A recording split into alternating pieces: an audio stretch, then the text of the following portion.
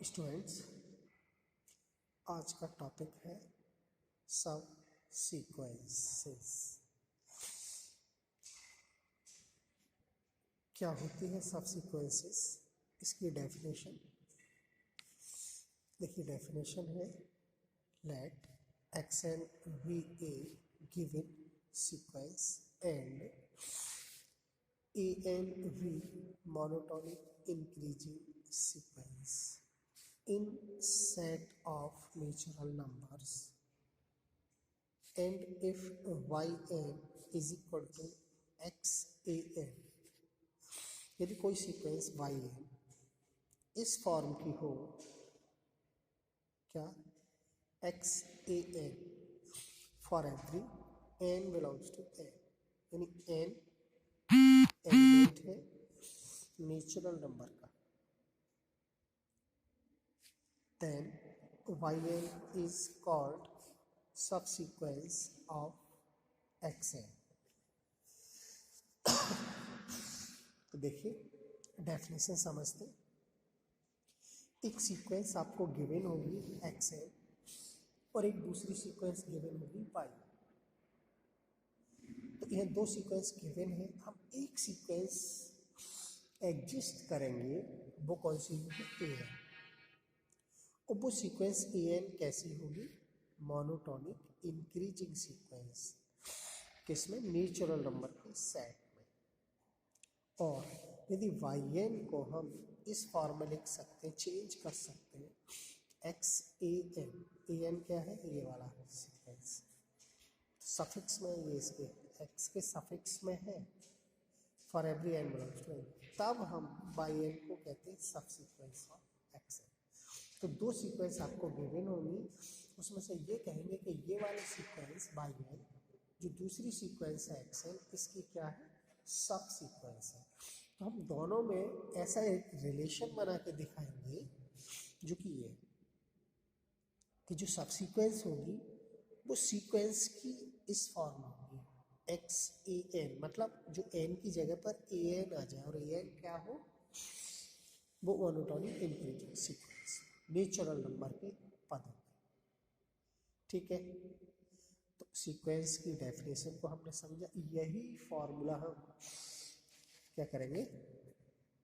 Apply करेंगे question में, जो हमने डेफिनेशन में बताया है। देखिए क्वेश्चन, एक एग्जाम्पल से समझिए। Show that 1/2n-1 is subsequence of 1/n, मतलब ये सीक्वेंस इस सीक्वेंस का सब सीक्वेंस। सब सीक्वेंस आप समझ रहे होंगे, मतलब हिंदी में इसको उप सीक्वेंस। ऐसा होता है सबसेट, सब ग्रुप, ये आपने पढ़े होंगे। वैसे सब सीक्वेंस, ठीक है।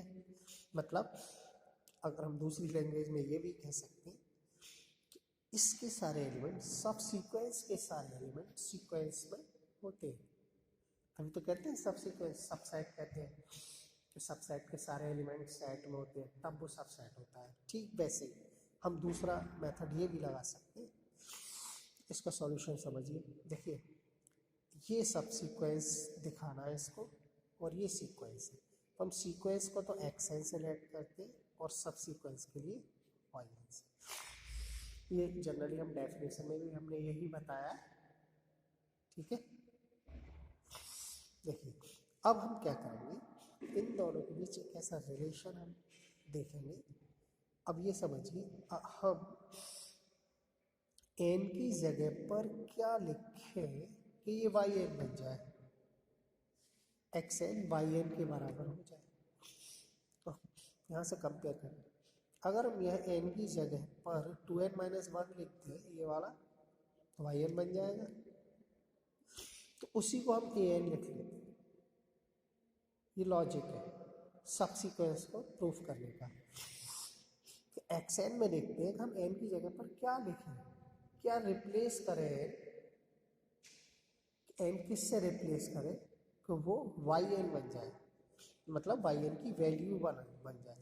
हम देख रहे हैं 1/n है 1/2n माइनस में, तो n की जगह क्या लिख सकते हैं, n की जगह हम 2n-1 ये वाला यहाँ लिखते हैं, तो जो xn है वो चेंज हो जाएगा yn में, तो जो वैल्यू हम रखते हैं वो ही an लेट कर लेते हैं। तो let an equal to 2n-1, this implies that an plus 1 ये हो जाएगा, क्या आप समझ गए होंगे कि an प्लस 1 क्या हो जाएगा, n की जगह पर n प्लस 1 लिख कर ये आएगा।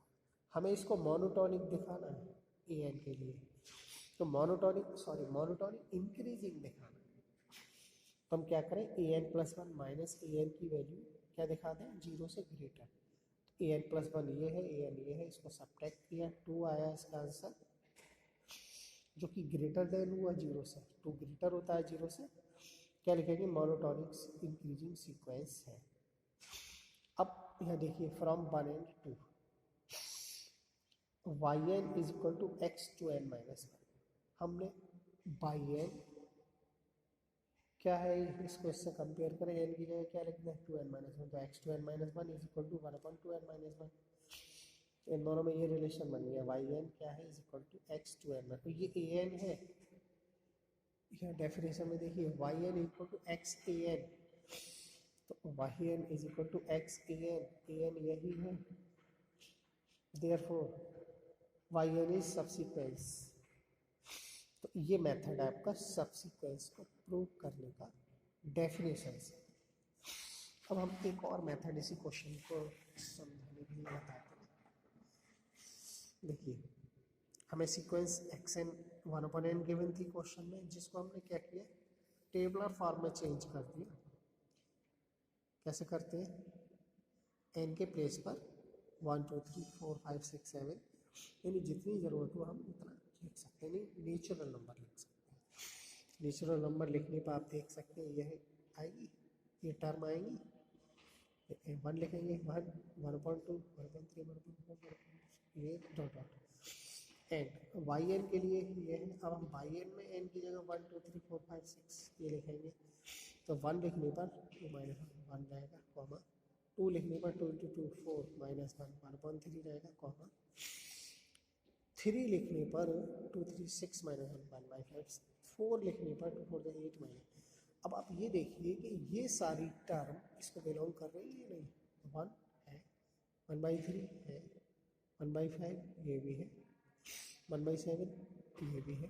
अगर हम अगला टर्म देखें जैसे क्या आएगा 1/9 आएगा, क्या 5 रखें 2 × 5 - 1/9 ये भी है। तो हम ये देख रहे हैं कि इस वाली सीक्वेंस की yn सीक्वेंस की सारी टर्म इसमें बिलोंग कर रही है, ईच एलिमेंट या element each element of yn belongs to xn, so yn is subsequence of xn। Second method ये भी है, ठीक है। तो ऐसा आप कोई भी क्वेश्चन लेकर सॉल्व कर सकते हैं, दोनों मेथड हमने आपको क्लियर कर दिए। देखिए आगे अगला टॉपिक हम इसमें पढ़ेंगे limit superior and limit inferior.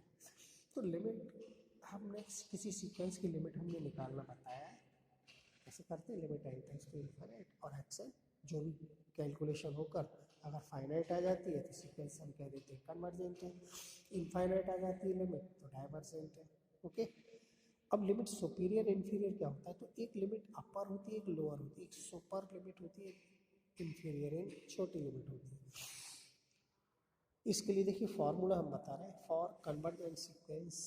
Convergent sequence के लिए जो लिमिट होती है and limit superior of sequence are equal, दोनों इक्वल होते हैं, चाहे लिमिट सुपीरियर हो या लिमिट हो और एक ही होती है।